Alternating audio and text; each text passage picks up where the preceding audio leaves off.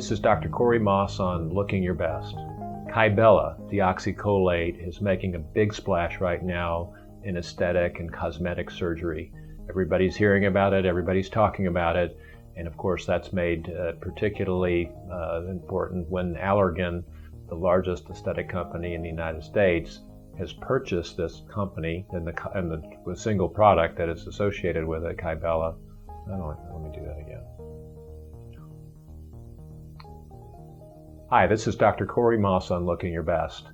Kybella, deoxycholate, which is an injectable product that removes the fat, dissolves the fat under the neck, which is primary indication, but also tightens the skin, has made a really big impact since its release just a month ago in terms of aesthetics and the area of beauty. This is applied in doctor's offices. It requires no prior anesthesia or special conditions. And it not only removes the fat, as I said before, creates a skin tightening effect through inflammation.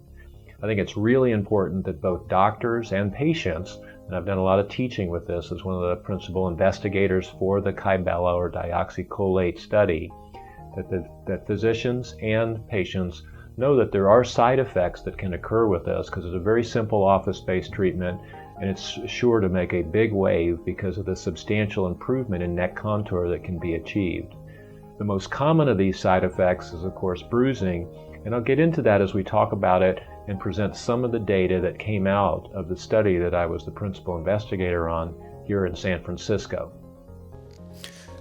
So when we look at Kybella, again, a product that's named deoxycholate and one that creates a lifting effect of the neck. Now this does that, and we'll talk about it, through a process in which the injection creates lysis of the fat cells membrane. That's the covering of the fat cells. You can see that fat cells have quite a thin membrane, and when we do several injections which cover a large area of the fat under the neck, I'll show this in just a few moments, the fats or lipids are released into the tissues, and then these cells called macrophages, they're cells of inflammation, come in to gobble that extra tissue up, which creates collagen contraction through the activation of these fibroblasts and really tightening of the skin. So this graphic kind of shows loss of the fat, but in addition, tightening effect of the skin, which is really what gives us the lifting effect with Kybella.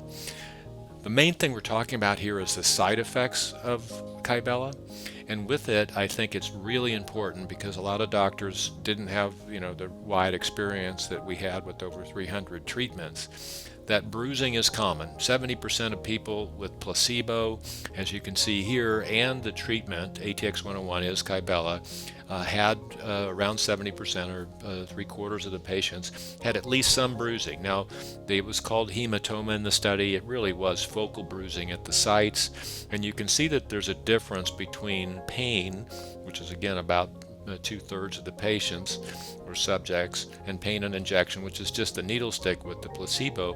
But there is a stinging effect with Kybella, which can be overcome in our practice, and we have a special way of preparing the product so that we've got it down to virtually really less pain than the placebo. So that's really important. It doesn't have to be painful. That burning sensation that was described in the study is unnecessary and has no impact on outcome the way we set it up so that it is pain-free or just a mild discomfort. Numbness or anesthesia happens in a significant number of patients, so the area treated does kind of feel numb. Now it's under your chin, so that's not terribly important, but everybody should be aware that you will have a period of time with a numbness, and over the course of the study, over a year, that went away on everyone. I don't think we had any permanent sensation of numbness. It's nothing to do with movement now, we're just talking about numbness. And then swelling really is important. The more fat you have and the more product that it is used, the more swelling that is there. Now in the study, we weren't allowed to use any compression garments. I think that's a really important concept because we are using specialized neck compression garments that really reduce this swelling effect. And in some of the patients in the study that were very heavy necks, there was swelling that I would describe as bullfrog levels of swelling. And certainly the principle of this is to do minimally invasive fat reduction and neck contouring. We don't really want to have a bullfrog effect, or you could just go to the submental liposuction injection or a neck lift rather than waiting for a week for that swelling to go down. So that's dose related to the drug and also the amount of fat. And for most of our patients, I think they want to have a modest recovery or almost unnoticeable and get gradually better over several treatments. If you're looking for the big bang, then certainly a number of cc's, we're now talking 6 to 8 cc's of the product, which we did in a number of patients in the study, is totally fine, but you'd expect more swelling in those folks. Edema and swelling are really one and the same, and how they're reported is interesting, but for the principles of this discussion, they're really the same thing. Redness occurs in almost all the patients just from the needle point injection, but I do think it's higher with the drug because of the inflammation. And induration means firmness, and it certainly happens much more during that inflammatory process with Kybella than it does with the placebo, and that's going to be something to expect after the treatment. Things like paresthesias, feelings of tingling or some abnormal sensations under the chin, were not common, but certainly seen in a greater frequency than placebo, and I have had a few patients talk about that. And probably most importantly, because this is not seen by anyone, we've looked at all of our patients and all of our treatments over time, and you don't really see little nodules or bumps, but in most patients, actually, you could feel a tiny little nodule here or there.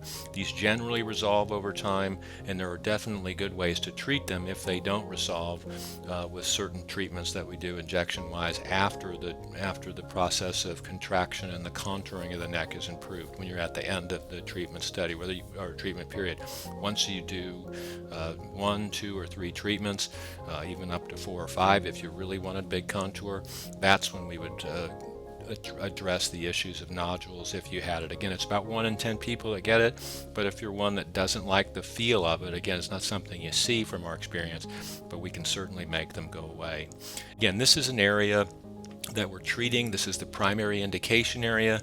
In the study, we actually did treatment areas well outside this region to get all the fat in the contour of the neck. There's a couple of no-go zones, including around the larynx, so we don't have any problems with the airway, and then back here where there's just not really much fat anyway. But this whole zone under the chin, well, again, the indication is in a specific area, can be treated with what we're doing, just keeping in mind that the general goal here is to make sure that we get good contour of the neck. And again, from some of the study patients that we saw, even loose skin is treated. Now you can see that it's not a neck lift, so we have much better contour here of the neck, but there's still a little neck laxity, skin laxity, even though his neck angle is much better. And if we look at the average woman patient here who's got what I would call in our study the grading type of, we had a scale here that we used. You can see the submental fat score. She was graded as moderate. I might even call her severe. And in her case, you can see a dramatic improvement in that neck contour. If you have any questions about the Kybella product, how it's used, its applications or side effects, please don't hesitate to call me. With over 300 treatments now performed here in San Francisco, really have a pretty good handle on what's going on with the product. We're a teaching center and the credentialing center for all the new doctors. I've already trained 2 of the plastic surgeons in town here, and so I'd be happy to answer any questions you have about the treatment, the before and after, the expectations, and the management of it after the treatment itself. This is Dr. Corey Maas on Looking Your Best.